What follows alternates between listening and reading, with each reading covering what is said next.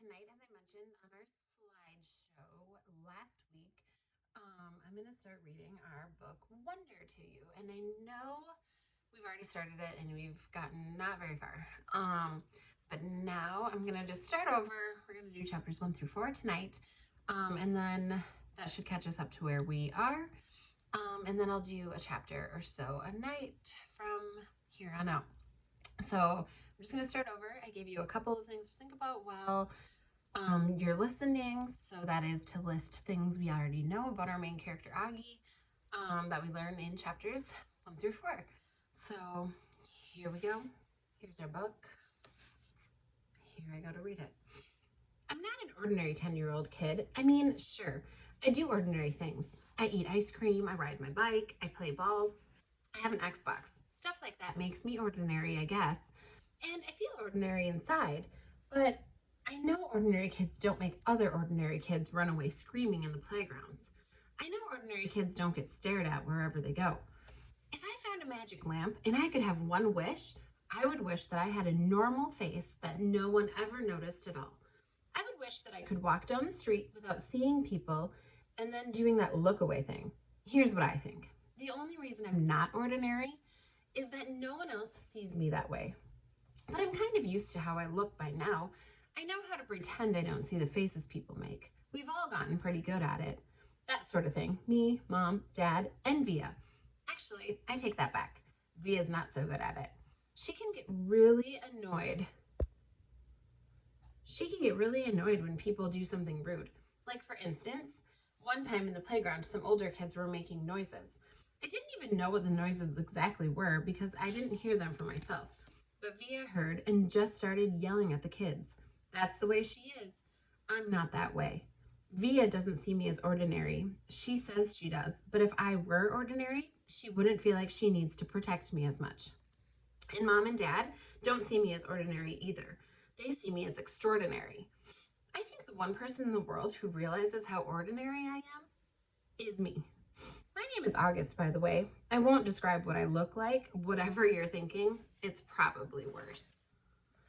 Next week, I start 5th grade. Since I've never been to a real school before, I'm pretty much totally and completely petrified. People think I haven't gone to school because of the way I look, but it's not that. It's because of all the surgeries I've had. 27 since I was born. The bigger ones happened before I was even 4 years old, so I don't remember those. But I've had 2 or 3 small surgeries every year since then. Some big, some small. And because I'm little for my age and I have some other medical mysteries that doctors never really figured out, I used to get sick a lot. That's when my parents decided it was better if I didn't go to school. I'm much stronger now, though. The last surgery I had was 8 months ago, and I probably won't have to have any more for another couple of years. Mom homeschools me. She used to be a children's book illustrator. She draws really great fairies and mermaids. Her boy stuff isn't so hot, though. She once tried to draw me as Darth Vader, but it ended up looking like some weird mushroom-shaped robot. I haven't seen her drawing anything in a long time. I think she's too busy taking care of me and Via. I can't say I've always wanted to go to school because that wouldn't be exactly true. What I wanted was to go to school, but only if I could look like every other kid. Have lots of friends and hang out after school and stuff like that. I have a few really good friends now. Christopher is my best friend, followed by Zachary and Alex. We've known each other since we were babies. And since they've always known me that way, the way that I am, they're used to me. We were little. We used to have play dates all the time, but then Christopher moved to Bridgeport in Connecticut. That's more than an hour away from Manhattan, where I live. And Zachary and Alex started going to school. It's funny, even though Christopher's the one who moved far away, I still see him more than I see Zachary and Alex. They all have new friends now. If we bump into each other on the street, they're still nice to me though. They always say hello. I have other friends too, but not as good as Christopher and Zach and Alex were. For instance, Zach and Alex always invited me to their birthday parties when we were little, but Joel and Emron and Gabe never did. Emma invited me once, but I haven't seen her in a long time. And of course, I always go to Christopher's birthday. Maybe I'm making too big a deal about birthday parties. I like when Mom tells the story because it makes me laugh so much. It's not funny in a way that the joke is funny, but when Mom tells it, Via and I just start cracking up.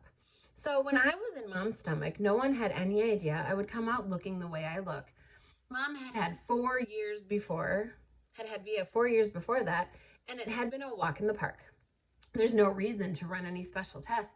After 2 months before I was born, the doctors realized there was something wrong with my face, but they didn't think it was going to be that bad.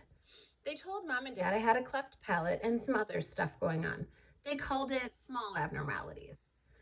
There were two nurses in the delivering room that night I was born. One was very nice and sweet. The other one, Mom said, did not seem at all nice or sweet. She had very big arms, and here comes the funny part. She kept farting. Like, she'd bring Mom ice chips and fart. She'd check Mom's blood pressure and fart. Mom says it was unbelievable because the nurse never even said excuse me. Meanwhile, Mom's regular doctor wasn't on duty that night, so Mom got stuck with this old cranky kid doctor she and Dad nicknamed Doogie after some old TV show or something. They didn't actually call him that to his face. But Mom says that even though everyone in the room was kind of grumpy, Dad kept making her laugh all night long. When I came out of Mom's stomach, she said the whole room got very quiet. Mom didn't even get a chance to look at me because the nice nurse immediately rushed me out of the room. Dad was in such a hurry to follow her that he dropped the video camera, which broke into a million pieces. And then Mom got very upset and tried to get out of bed to see where they were going. But the farting nurse with her big arms put her on Mom to keep her down in bed. They were practically fighting because Mom was hysterical and the farting nurse was yelling at her to stay calm. And then they both started screaming for the doctor. But guess what? He had fainted right on the floor. So when the farting nurse saw that he had fainted, she started pushing him with her foot to get up, yelling at him the whole time, "What kind of doctor are you? What kind of doctor are you? Get up, get up." And then all of a sudden, she let out the biggest, loudest, smelliest fart in the history of all farts. Mom thinks it was actually the fart that finally woke up the doctor. Anyway, when Mom tells the story, she acts out all the parts, including the farting noises, and it's so funny. Mom says the farting nurse turned out to actually be very nice. She stayed with Mom the whole time, didn't leave her side, even when Dad came back and the doctors told him how sick I was. Everybody born of God's overcometh the world. And the next day after, I lived through the night, and it was the nurse who held Mom's hand when they brought her to meet me for the first time. Mom says that they had told her all about me. She had been preparing herself for seeing me. But she says that when she looked down into my tiny mushed up face for the first time, all she could see was how pretty my eyes were.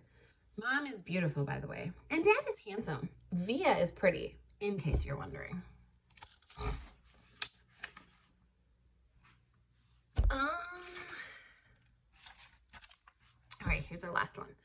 I was really bummed when Christopher moved away 3 years ago. We were both around 7. We used to spend hours playing with our Star Wars action figures and dueling with our lightsabers. I miss that. Last spring, we drove over to Christopher's house in Bridgeport. Me and Christopher were looking for snacks in the kitchen. And I heard Mom talking to Lisa, Christopher's mom, about my going to school in the fall. I had never, ever heard her mention school before. "What are you talking about?" I said. Mom looked surprised, like she hadn't meant for me to hear. "You should tell him what we've been thinking, Isabel," Dad said. He was on the other side of the living room talking to Christopher's dad. "We should talk about this later," Mom said. "No, I want to know what you're talking about," I answered. Don't you think you're ready for school, Augie?" Mom said. "No," I said. "I don't either," said Dad. "Then it's case closed," I said, shrugging, and I sat in her lap like a baby. "I just think you need to learn more than I can teach you," Mom said. "I mean, come on, Augie, you know how bad I am at fractions." "What school?" I said. I already felt like crying. "Beecher Prep, right by us." "Wow, that's a great school, Augie," said Lisa, patting my knee. "Why not Via's school?" I said. "That's too big," Mom answered. "I don't think that would be a good fit for you." "I don't want to," I said. I admit I made my voice sound a little babyish. "You don't have to do anything you don't want to do," Dad said, coming over and lifting me out of Mom's lap. He carried me over to sit on his lap on the other side of the sofa. "We won't make you do anything you don't want to do." "But it's good for him, Nate," Mom said. "Not if he doesn't want to. Not if he's not ready." I saw Mom look at Lisa, who reached over and squeezed her hand. "You guys will figure it out," she said to Mom. "You always have." Let's just talk about it later, said Mom. I could tell she and Dad were going to get in a fight about it. I want Dad to win the fight, though a part of me knew Mom was right, and the truth is, she really was terrible at fractions. All right, we will stop there tonight, and then we will be on chapter 5 tomorrow.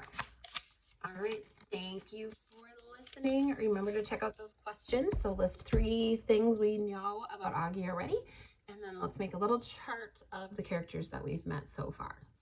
All right, thanks. Bye.